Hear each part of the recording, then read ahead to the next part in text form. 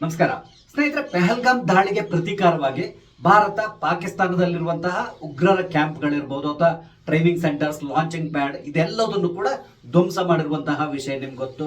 ನಂತರ ಪಾಕಿಸ್ತಾನ ಮತ್ತು ಭಾರತದ ನಡುವೆ ಒಂದು ಸಣ್ಣದಾದಂತಹ ಸಂಘರ್ಷ ಕೂಡ ನಡೀತು. ಇದರಲ್ಲಿ ಪಾಕಿಸ್ತಾನದ ಏರ್ ಬೇಸ್ ಗಳನ್ನ ಭಾರತ ಪುಡಿಗಟ್ಟಿರೋದು ಇದೆಲ್ಲವೂ ನಿಮ್ಗೆ ಗೊತ್ತಿರುವಂತಹ ವಿಷಯ. ಇದಕ್ಕೆ ಸಂಬಂಧಪಟ್ಟಂತೆ ಎಲ್ಲಾ ರೀತಿಯಾದಂತಹ ಡೀಟೇಲ್ಸ್ ಅನ್ನ ಸೇನಾಧಿಕಾರಿಗಳೇ ನಮ್ಮ ಎದುರುಗಡೆ ಇಡ್ತಾ ಇದ್ದಿದ್ರು. ಆದ್ರೂ ಕೂಡ ಕಾಂಗ್ರೆಸ್ನ ಓರ್ವ MLA ಇದ್ರ ಬಗ್ಗೆ ಡೌಟ್ಸ್ ಇದೆಯಂತೆ. ಅವರೀಗ ಈ ಒಂದು ದಾಳಿಯ ಬಗ್ಗೆ ಪ್ರಶ್ನೆಯನ್ನ ಎತ್ತುತ್ತಾ ಇದ್ದಾರೆ. ಎಲ್ಲಿದೆ ಸಾಕ್ಷ್ಯ ಅಂತ ಹೇಳ್ಕೊಂಡು ಸಾಕ್ಷಿ ಕೇಳಿ ಶುರು ಮಾಡಿದ್ದಾರೆ. ಹಾಗಾದ್ರೆ ಯಾರ ಆ ಮಹಾನ್ ನಾಯಕ? ಇವ್ರು ಯಾಕೆ ಪದೇ ಪದೇ ನಮ್ಮ ಸೈನ್ಯವನ್ನ ಅವಮಾನಿಸ್ತಾರೆ ಈ ರೀತಿ? ಇದೆಲ್ಲದರ ಬಗ್ಗೆ ಸ್ವಲ್ಪ ಮಾತಾಡೋಣ. ಸ್ನೇಹಿತರೆ, ನಿಮ್ಮೆಲ್ಲರೂ ಕಾಫಿ ಆಯ್ತು ಯೂಟ್ಯೂಬ್ ಚಾನಲ್ಗೆ ಸ್ವಾಗತಿಸ್ತಾ ಇದ್ದೇನೆ. ಸ್ನೇಹಿತರೆ, ಕಾಂಗ್ರೆಸ್ನವ್ರಿಗೆ ಒಂದು ಅತ್ಯಂತ ಕೆಟ್ಟ ಬುದ್ಧಿ ಇದೆ. ಅದೇನು ಅಂತ ಹೇಳಿದ್ರೆ ಎಲ್ಲದಕ್ಕೂ ಸಾಕ್ಷಿಗಳನ್ನ ಕೇಳೋದು. ನಿಮಗೆ ಗೊತ್ತಿದೆ, ಸಾಕ್ಷಿಗಳನ್ನು ಕೊಟ್ಟ ಮೇಲೂ ಕೂಡ ಅದು ಸರಿಯಾದ ಸಾಕ್ಷಿ ಅಲ್ಲ, ಬೇರೆದೇ ಸಾಕ್ಷಿ ಬೇಕು ಅಂತ ಹೇಳ್ತಾ ಇರ್ತಾರೆ.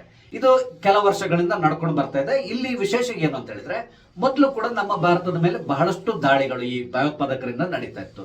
ನಿಮ್ಗೆ ಗೊತ್ತಿದೆ ಮುಂಬೈ ದಾಳಿ ಯಾವ ರೀತಿ ನಡೀತು ಅಂತೇಳಿ. ಈ ರೀತಿಯಾದಂತಹ ದಾಳಿ ನಡೆದಾಗ ಏನ್ ಮಾಡ್ತಾ ಇದ್ವಿ, ಅದರಲ್ಲಿ ಪಾಕಿಸ್ತಾನದ ಕೈವಾಡ ಇದೆ ಅನ್ನೋದು ಸಾಮಾನ್ಯವಾಗಿ ಗೊತ್ತಿರ್ತದೆ ಎಲ್ರಿಗೂ. ಇವ್ರು ಏನ್ ಮಾಡ್ತಾ ಇದ್ರು ಆ ಸಂದರ್ಭದಲ್ಲಿ, ಅವ್ರಿಗೆ ಪಾಕಿಸ್ತಾನಕ್ಕೊಂದು ಕಾಗದ ಬರೆಯೋದು, ಒಂದು ಲೆಟರ್ ಹಾಕೋದು, ಈ ರೀತಿ ನೀವು ಮಾಡಿದ್ದು ತಪ್ಪು, ನಾವು ಇದನ್ನ ಖಂಡಿಸ್ತೇವೆ ಅಂತೇಳಿ ಹೇಳ್ತಾ ಇದ್ರೆ. ಹಾಗೆ ವಿಶ್ವಸಂಸ್ಥೆ ತಗೊಂಡು ಹೋಗೋದು ಅಥವಾ ಬೇರೆ ಬೇರೆ ಅಮೆರಿಕದವ್ರ ಹತ್ರ ಹೇಳೋದು, ನೋಡಿ ಹೀಗೆ ಮಾಡ್ತಾ ಇದ್ದಾರೆ ಅಂತೇಳಿ ಹೇಳಿ ಅವ್ರ ಎದುರುಗಡೆ ಕೂತ್ಕೊಂಡು ಗೋಳೋ ಅಂತೇಳಿ ಹೇಳೋದು, ಈ ರೀತಿ ಮಾಡ್ಕೊಂಡು ಬರ್ತಾ ಇತ್ತು ಭಾರತ.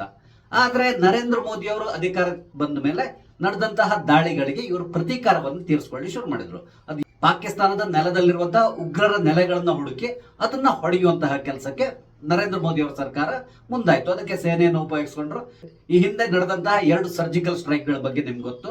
ಆ ಸಂದರ್ಭದಲ್ಲಿ ಕೂಡ ಅಷ್ಟೇ ಈ ಕಾಂಗ್ರೆಸ್ ಮತ್ತೆ ಈ ಆಮ್ ಆದ್ಮಿ ಪಾರ್ಟಿ ಇವರೆಲ್ಲರೂ ಕೂಡ ಪ್ರಶ್ನೆ ಕೇಳಿದ್ರು.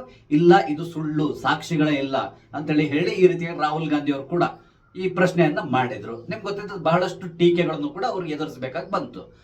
ಈ ಬಾರಿ ಕೂಡ ಅಷ್ಟೇ, ಈ ಪೆಹಲ್ಗಾಮ್ ಘಟನೆ ನಡೆದ ಸಂದರ್ಭದಲ್ಲಿ ಭಾರತ ಯಾವ ರೀತಿ ರಿಟಾಲಿಯೇಟ್ ಮಾಡ್ತಾ ಅನ್ನೋದು ನಿಮ್ಗೆ ಗೊತ್ತಿದೆ.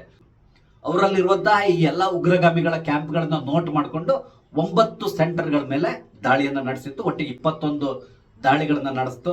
ಈ 21 ದಾಳಿಯಲ್ಲಿ ಸಂಪೂರ್ಣವಾಗಿ ಈ ಜೈಷೆ ಮೊಹಮ್ಮದ್ ಇರಬಹುದು ಅಥವಾ ಲಷ್ಕರ್ ಎ ತೈಬಾ ಇಂತಹ ಎಲ್ಲಾ ಕ್ಯಾಂಪ್ಗಳನ್ನ ಧ್ವಂಸ ಮಾಡಿ ಹಾಕಿದ್ರು. ಇದಕ್ಕೆ ಸಂಬಂಧಪಟ್ಟಂತೆ ಎಲ್ರಿಗೂ ಗೊತ್ತಿದ್ದಿತ್ತಂದ್ರೆ, ಹಿಂದಿನ ಎಕ್ಸ್ಪೀರಿಯನ್ಸ್ ಇತ್ತಲ್ಲ ಸೇನೆಗೆ, ಇಲ್ಲಿ ಸಾಕ್ಷಿಗಳನ್ನ ಕೇಳುವವರು ಬಹಳಷ್ಟು ಜನ ಇದ್ದಾರೆ ಅಂತೇಳಿ ಸಂಪೂರ್ಣವಾದಂತಹ ಸಾಕ್ಷಿಗಳನ್ನ ಇಟ್ಕೊಂಡಿದ್ರು. ಅಂದ್ರೆ ಸ್ಯಾಟಲೈಟ್ ಪಿಕ್ಚರ್ಸ್ ನ ಇಟ್ಕೊಂಡಿದ್ರು, ಸಂಪೂರ್ಣವಾದಂತಹ ವಿಡಿಯೋ ಚಿತ್ರೀಕರಣ ಮಾಡ್ಕೊಂಡಿದ್ರು. ನಂತರ ಅಲ್ಲಿಯ ಸೋರ್ಸಸ್ ಗಳಿಂದ ಅದ್ರಿಗೆ ಸಂಬಂಧಪಟ್ಟಂತ ವಿಡಿಯೋಸ್ ಇರ್ಬೋದು ಅಥವಾ ಫೋಟೋಸ್ ಇರ್ಬೋದು, ಇದೆಲ್ಲದನ್ನು ಕೂಡ ಕಲೆಕ್ಟ್ ಮಾಡ್ಕೊಂಡು ಮೀಡಿಯಾದ ಎದುರುಗಡೆ ಕೂತ್ಕೊಂಡು ಸಂಪೂರ್ಣವಾಗಿ ಬ್ರೀಫ್ ಮಾಡ್ತಾ ಇದ್ರೆ ಹೀಗೆ ನಡೆದಿದೆ ಅಂತೇಳಿ. ಇದಕ್ಕೆ ಸಂಬಂಧಪಟ್ಟಂತೆ ಪಾಕಿಸ್ತಾನದಿಂದಾನೇ ನಮಗೆ ಬೇಕಷ್ಟು ಸಾಕ್ಷ್ಯಗಳು ಬರ್ತಾ ಇದ್ದಿತ್ತು. ಇದು ನಿಮ್ಗೆ ಗೊತ್ತಿರುವಂತಹ ವಿಷಯ. ಆದ್ರೆ ಈಗ ಕಾಂಗ್ರೆಸ್ನ ಓರ್ವ ನಾಯಕ, ಅವರು ಬೇರೆ ಯಾರು ಅಲ್ಲ, ಕೊತ್ತೂರು ಮಂಜುನಾಥ್ ಅವರು, ಕೋಲಾರದ MLA, ಅವರು ಇವತ್ತು ಪ್ರಶ್ನೆ ಮಾಡ್ತಾ ಇದ್ದಾರೆ. ಎಲ್ಲಿದೆ ಸಾಕ್ಷ್ಯ ಅಂತ ಹೇಳ್ಕೊಂಡು ಸುಳ್ಳು ಹೇಳ್ತಾ ಇದೆ ಸೇನೆ. ನೀವೇನೋ ಮೀಡಿಯಾದವ್ರು ತೋರಿಸ್ತಾ ಇದ್ದಾರ, ಟಿವಿಗಳಲ್ಲಿ ತೋರಿಸ್ತಾ ಇದ್ರ, ಹಾಗೋಗಿ ಹೊಡೆದ್ರು ಹೀಗೋಗಿ ಹೊಡೆದ್ರು ಅಂತೇಳಿ ಹೇಳ್ತಾ ಇದ್ದಾರೆ ಹೊರತು ಎಲ್ಲಿದೆ ಸಾಕ್ಷ್ಯ ಅಂತ ಹೇಳ್ಕೊಂಡು ಸಾಕ್ಷಿನ ಕೇಳಿ ಶುರು ಮಾಡಿದ್ದಾರೆ. ಅದಲ್ಲದೆ ಅವ್ರಿಗೆ ಮಾತಾಡೋ ರೀತಿ ನೋಡ್ಬೇಕಿತ್ತು ನೀವು. ಅವ್ರು ಏನ್ ಹೇಳ್ತಾ ಇದ್ದಾರೆ ಅಂತ ಹೇಳಿದ್ರೆ, ಈ ಪೆಹಲ್ಗಾಮ್ ನಲ್ಲಿ ದಾಳಿ ನಡೆಸಿರುವಂತಹ ಉಗ್ರಗಾಮಿಗಳಿದ್ದಾರಲ್ಲ, ಅವ್ರನ್ನ ಹಿಡ್ಕೊಂಡು ಬಂದು ಈ ಸಂತ್ರಸ್ತರು ಯಾರಿದ್ದಾರೆ ಅವ್ರ ಕೈಲಿ ಕೊಡ್ಬೇಕಂತೆ, ಈ ಸಂತ್ರಸ್ತರು ಅವ್ರನ್ನ ಹೊಡೆದು ಕೊಲ್ಬೇಕಂತೆ. ಈ ರೀತಿಯಾಗಿ ಹೇಳಿಕೆಯನ್ನು ಕೊಡ್ತಾ ಇದ್ದಾರೆ ಈ ಮಹಾನ್ ನಾಯಕ. ಮೋಸ್ಟ್ಲಿ ಇವರು ಬೇರೆ ರೀತಿಯಲ್ಲಿ ಥಿಂಕ್ ಮಾಡ್ತಾ ಇದ್ದಾರೆ ಅನ್ಸುತ್ತೆ. ಈ ಉಗ್ರಗಾಮಿಗಳೇನಿದ್ದಾರೆ ಇಲ್ಲಿಗೆ ಕೊಂದಿದಾರಲ್ಲ, ಕೊಂದವ್ರು ಅಲ್ಲೆಲ್ಲೋ ಕಾಡಲ್ಲಿ ಕೂತ್ಕೊಂಡಿದ್ದಾರೆ ಅಂತೇಳಿ ಗೊತ್ತು. ಅದನ್ನ ಸರ್ಚ್ ಆಪರೇಷನ್ ನಡೀತಾ ಇದೆ. ನಿನ್ನೆ ಒಬ್ಬನ್ನ ಹೊಡೆದು ಹಾಕಿದ್ದಾರೆ. ಅದೇ ರೀತಿಯಲ್ಲಿ ಉಳಿದವ್ರನ್ನ ಕೂಡ ಹುಡುಕ್ತಾ ಇದ್ದಾರೆ. ಮೋಸ್ಟ್ಲಿ ನಮ್ಮ ಮಂಜುನಾಥ್ ಅವ್ರು ತಿಳ್ಕೊಂಡಿದ್ದಾರೆ ಅವ್ರ ಕೈಲಿ ಏನು ಆಯುಧ ಇರಲ್ಲ, ಅದಕ್ಕೆ ಬದಲಾಗಿ ಎಲ್ಲ ಒಂದ್ ಕಡೆ ಕೂತ್ಕೊಂಡು ಕಡ್ಲೆಕಾಯಿ ತಿಂತಾ ಇರ್ತಾರೆ. ನಮ್ಮ ಸೇನೆಯವ್ರು ಹೋಗಿ ಬಾಪ್ ಅಂತ ಹೇಳಿ ಕರ್ಕೊಂಡು ಬಂದ ತಕ್ಷಣ ಆತ ಅವ್ರ ಜೊತೆಲಿ ಬರ್ತಾನೆ. ಅವ್ರನ್ನ ಕರ್ಕೊಂಡೋಗಿ ಈ ಸಂತ್ರಸ್ತರ ಎದುರುಗಡೆ ಬಿಟ್ಟು ನೀವು ಹೊಡೀರಿ ಅಂತೇಳಿ ಅವ್ರ ಕೈಗೆ ಹ್ಯಾಂಡ್ ಓವರ್ ಮಾಡಬಹುದು ಅಂತ ಹೇಳ್ಕೊಂಡು ಮಂಜುನಾಥ್ ಅವ್ರು ತಿಳ್ಕೊಂಡಿದ್ದಾರೆ ಅನ್ಸ್ತದೆ. ಅಂದ್ರೆ ಇವ್ರು ಮಾತಾಡೋ ರೀತಿ ಇದೆಯಲ್ಲ, ತುಂಬಾ ಈಸಿಯಾಗಿ ಮಾತಾಡ್ತಾರೆ. ಅದೆಲ್ಲದೇನೆ ಈ ಬಾರಿ ಇವ್ರಿಗೆ ಸಾಕ್ಷ್ಯಗಳು ಬೇಕಷ್ಟು ಸಿಗ್ತಾ ಇದೆ. ನಮ್ಮ ಸೇನೆಯೂ ಕೊಡ್ತಾ ಇದೆ. ಅದೇ ರೀತಿಯಲ್ಲಿ ಪಾಕಿಸ್ತಾನದಿಂದ ಕೂಡ ಬಹಳಷ್ಟು ಸಾಕ್ಷ್ಯಗಳು ಬರ್ತಾ ಇದೆ. ಗೊತ್ತಿರಬಹುದು, ಈ ಅಜರ್ ಮಸೂದ್ ಇದ್ದಾನಲ್ಲ, ಆತನ ಫ್ಯಾಮಿಲಿಯ 10 ಜನ ಸತ್ತಿರೋದನ್ನ ಅವನೇ ಕನ್ಫರ್ಮ್ ಮಾಡಿದ್ದಾನೆ. ಹಾಗೇನೆ ಇನ್ನು 4 ಜನ ಆತನ ಸಹವರ್ತಿಗಳು ಕೂಡ ಸತ್ತೋಗಿದ್ದಾರೆ ಅಂತ ಹೇಳ್ಕೊಂಡು ಕನ್ಫರ್ಮ್ ಮಾಡಿದ್ದಾನೆ.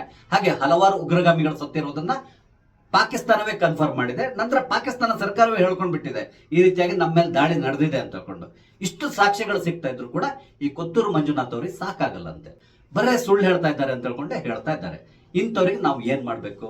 ಕಾಂಗ್ರೆಸ್ನವ್ರು ಯಾರಾದ್ರೂ ಈಗ ಇದಕ್ಕೆ ಸರಿಯಾದ ರೀತಿಯಲ್ಲಿ ಉತ್ತರವನ್ನು ಕೊಡಬೇಕು. ಅಂದ್ರೆ ಇವ್ರು ಮಂಜುನಾಥ್ ಅವ್ರ ಪರವಾಗಿ ಮಾತಾಡ್ಬೇಕು, ಮಂಜುನಾಥ್ ಹೇಳಿದ್ ಸರಿ ಅಂತ ಹೇಳ್ಬೇಕು. ಇಲ್ಲ ಅಂದ್ರೆ ಮಂಜುನಾಥ್ ಅವ್ರು ಹೇಳಿದ್ದು ತಪ್ಪು ಅಂತ ಹೇಳ್ಕೊಂಡು ಹೇಳ್ಬೇಕು.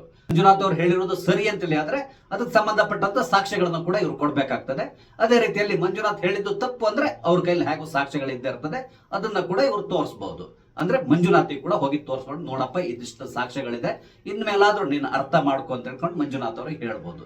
ಇದು ನಮ್ಮ ಕಾಂಗ್ರೆಸ್ ನಾಯಕರು ಸೈನ್ಯಕ್ಕೆ ಮಾಡ್ತಾ ಇರುವಂತ ಅವಮಾನ. ಪೊಲಿಟಿಕ್ಸ್ ಮಾಡಿ, ಪೊಲಿಟಿಕ್ಸ್ಗೆ ನಿಮ್ಮ ಪಾರ್ಟಿ ಮಧ್ಯದಲ್ಲಿ ಮಾಡಿ, ಆದ್ರೆ ಇಲ್ಲಿರೋದು ಸೈನ್ಯ ನಡೆಸಿರುವಂತಹ ಈ ಕಾರ್ಯಾಚರಣೆಯನ್ನ ಶ್ಲಾಘನೆ ಮಾಡಿ. ಯಾಕಂದ್ರೆ ಇವರು ಸಂಪೂರ್ಣವಾದಂತಹ ತಯಾರಿಯನ್ನ ನಡೆಸ್ಕೊಂಡೇ ಈ ಒಂದು ಕಾರ್ಯಾಚರಣೆಯನ್ನ ಮಾಡಿದ್ದಾರೆ. ಇದೆಲ್ಲರಿಗೂ ಗೊತ್ತಿರುವಂತಹ ವಿಷಯ, ಇಡೀ ವಿಶ್ವಕ್ಕೆ ಗೊತ್ತಾಗಿದೆ ಭಾರತ ಈ ಬಾರಿ ಯಾವ ರೀತಿಯಾದಂತಹ ಕಾರ್ಯಾಚರಣೆಯನ್ನು ನಡೆಸಿದೆ ಅಂತೇಳಿ. ಇಡೀ ಪ್ರಪಂಚ ಒಪ್ಕೊಂಡಿರುವಂತಹ ಸತ್ಯವನ್ನ ನಮ್ಮ ಕೋಲಾರದ MLA ಆದಂತಹ ಕೊತ್ತೂರು ಮಂಜುನಾಥ್ ಅವರು ಒಪ್ಪುತ್ತಾ ಇಲ್ಲ. ಇದಕ್ಕೆ ನಾವು ಏನ್ ಹೇಳ್ಬೇಕು? ಖಂಡಿತವಾಗಿ ತುಂಬಾ ಬೇಸರ ಆಗ್ತದೆ ಇವ್ರು ಮಾತಾಡಿರುವಂತಹ ರೀತಿಯನ್ನ ನೋಡಿದ್ರೆ. ಆ ವಿಡಿಯೋ ನೋಡಿ ನಿಮ್ಗೆ ಗೊತ್ತಾಗ್ತದೆ ಅವ್ರು ಏನೆಲ್ಲ ಹೇಳಿದ್ದಾರೆ ಅಂತ ಹೇಳ್ಕೊಂಡು. ಒಟ್ಟಾರೆಗೆ ಕಾಂಗ್ರೆಸ್ ಪಕ್ಷ ಈಗ ಈ ರೀತಿಯಾಗಿ ಮಾತಾಡಿರುವಂತಹ ಮಂಜುನಾಥ್ ಅವ್ರ ಮೇಲೆ ಏನ್ ಕ್ರಮ ಕೈಗೊಳ್ತಾರೆ ಇದನ್ನು ನಾವು ಕಾದ್ ನೋಡ್ಬೇಕಾಗಿದೆ. ಅಥವಾ ಅವ್ರು ಹೇಳಿದ್ ಸರಿ ಅಂತೇಳಿ ಒಪ್ಕೊಳ್ತಾರ, ಯಾವುದಕ್ಕೂ ನಾವು ಕಾದ್ ನೋಡೋಣ. ಸ್ನೇಹಿತರೆ, ನಾನು ಹಂಚ್ಕೊಂಡಂತ ವಿಷಯ ನಿಮ್ಗೆ ಇಷ್ಟ ಆಗಿದ್ರೆ ದಯವಿಟ್ಟು ಲೈಕ್ ಮಾಡಿ, ಶೇರ್ ಮಾಡಿ, ಹಾಗೆ ದಯವಿಟ್ಟು ನನ್ನ ಚಾನಲ್ ಸಬ್ಸ್ಕ್ರೈಬ್ ಮಾಡಿ, ನಂಗೆ ಸಪೋರ್ಟ್ ಮಾಡಿ. ನಮಸ್ತೆ, ಜೈ ಹಿಂದ್.